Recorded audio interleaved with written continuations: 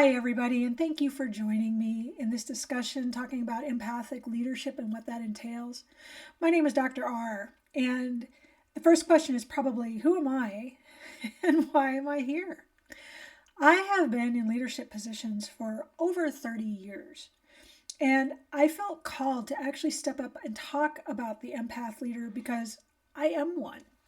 And I feel that we're at a point in our society that we really need to start looking more closely at our leadership and understanding why what's going on just isn't working.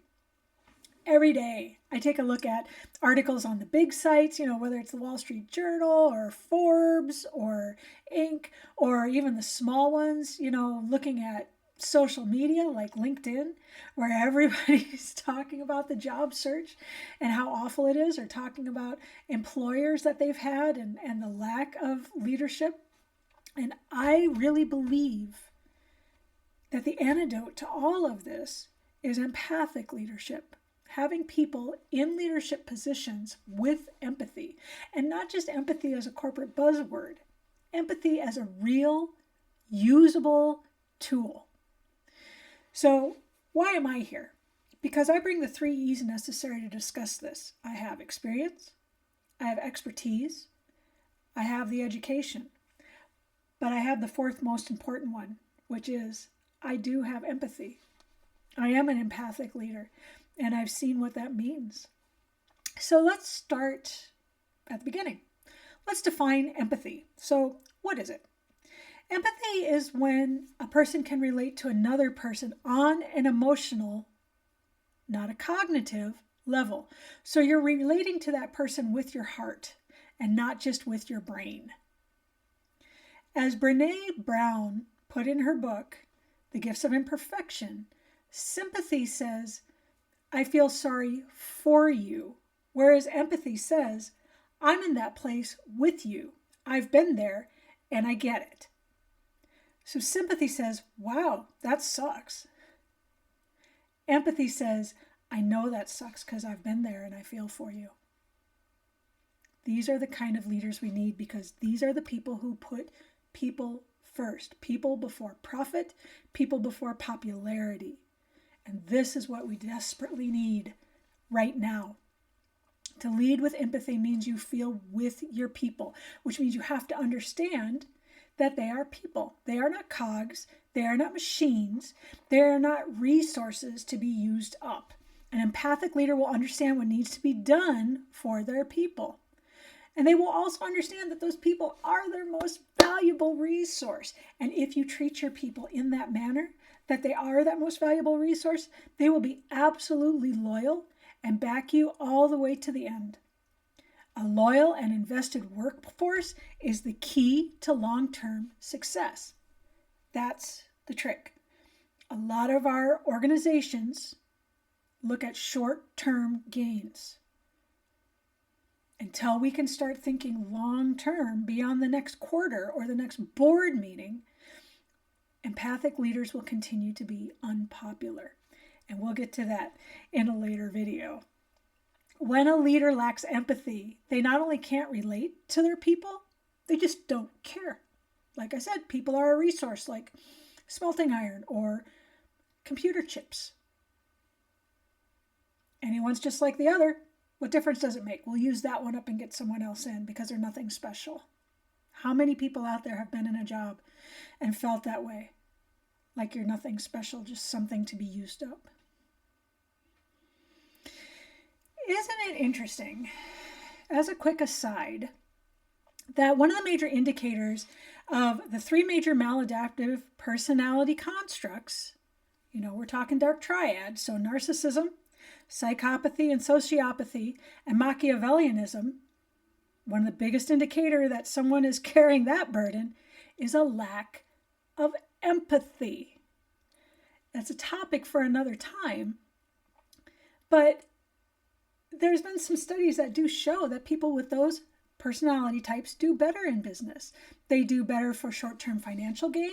They do better to move ahead within the company in a short-term kind of way. And if someone is in the company, they'll probably move up into leadership. Because aside from the negative traits that these three constructs carry, those that fall into these categories are usually positively linked to charisma, which is another topic we'll be talking about, creativity, strategic thinking, and communication skills. They can appear very successful in certain situational constructs, and especially in the short term. But in the long term, they create an environment that is so toxic that it's damaging both to the organization as a whole and the people in it. Let me give you an example. Close to where I'm at, an organization recently hired a CFO. This is a true story. And they were so excited by this person because he had the charisma and he had the confidence and he told them about all of his experience and all of this great stuff. And he was hired. And then they did a background check. He was actually a felon for embezzling hundreds of thousands of dollars or more from his previous employers with an S. He would bounce from job to job in CFO positions, high-level leadership, every 2 to 3 years. And they hired him. They finally did a background check. But can you imagine? Oops, we're sorry. Those are the kind of leaders you get when you have leaders that lack empathy. So why would anybody be called to be an empath leader? Because it's a lot harder in many ways. You know, as an empath, you're not just concerned about yourself, you're concerned about all of your people and the ramifications. There's a lot more to worry about. And when you care, it is a heavier burden. Now, let's be clear. To care does not mean you're weak. Don't ever mistake kindness for weakness. But that doesn't mean that you're still not carrying that burden because you can't think about just yourself. You know there's other factors other than just profit.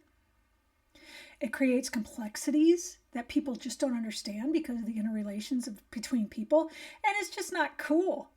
Our society does not see the empath as cool. We see him as a spineless marshmallow that everybody walks over the top of, and that is not the case.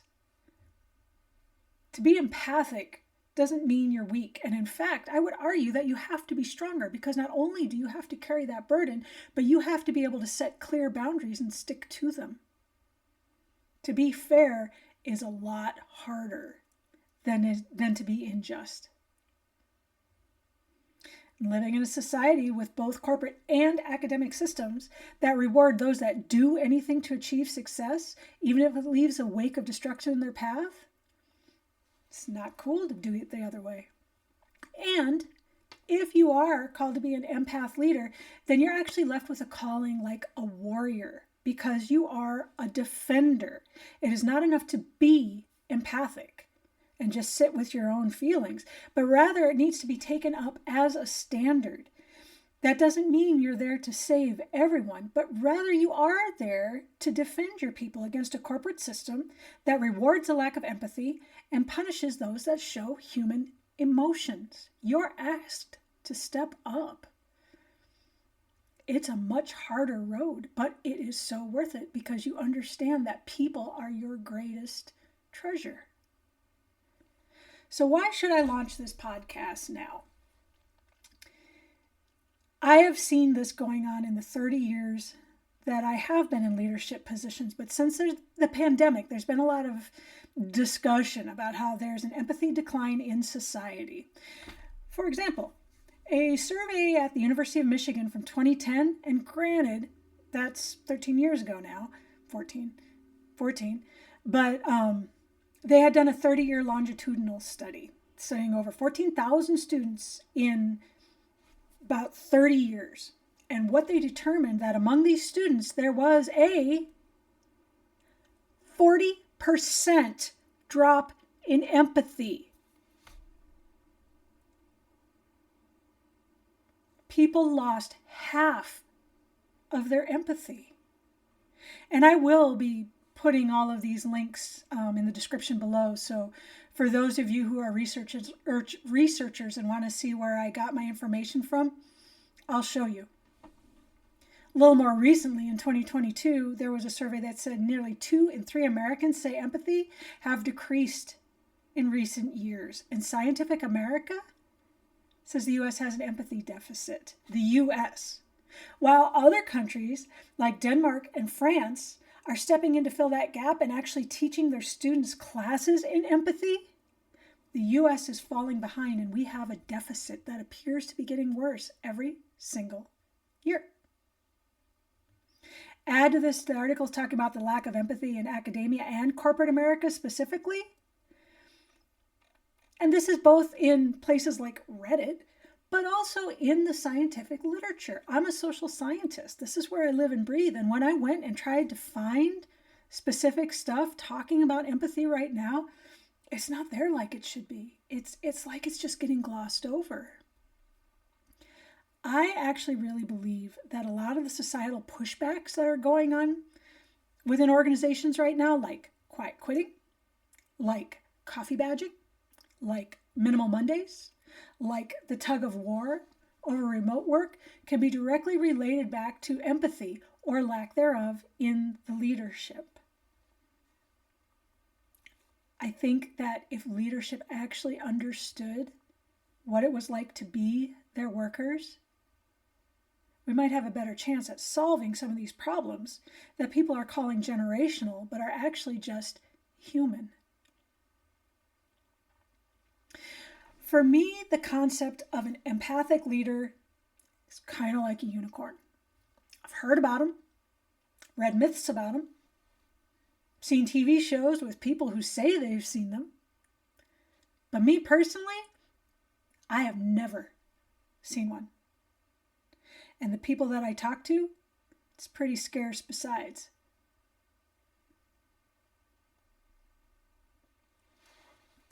I understand that what I'm saying isn't popular. It's hard.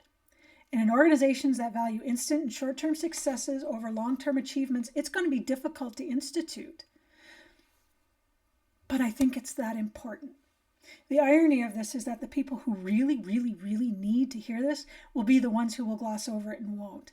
Isn't it funny that empathy is a major catchphrase right now in corporate America, and yet it's not being instituted? A lot of these places have gotten rid of IQ, intelligence, for EQ, emotional intelligence, and yet they're still not being instituted. Forbes called EQ the number one thing that corporations need.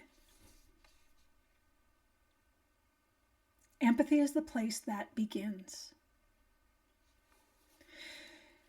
The real thing that makes empathy hard is that when you feel it and you really, really feel another person's pain, that is difficult and uncomfortable because you have to face your own vulnerability. To be able to have that connection with someone else, you have got to be open. However, once you've actually stood in another person's shoes and felt their pain, how could you possibly just treat them like a resource or a cog? You know they're a human being because you have felt it.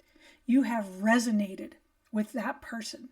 And like any musician will tell you, resonance is what creates harmonies. Beautiful harmonies. And the harmonies that we can create between people within these organizations is boundless.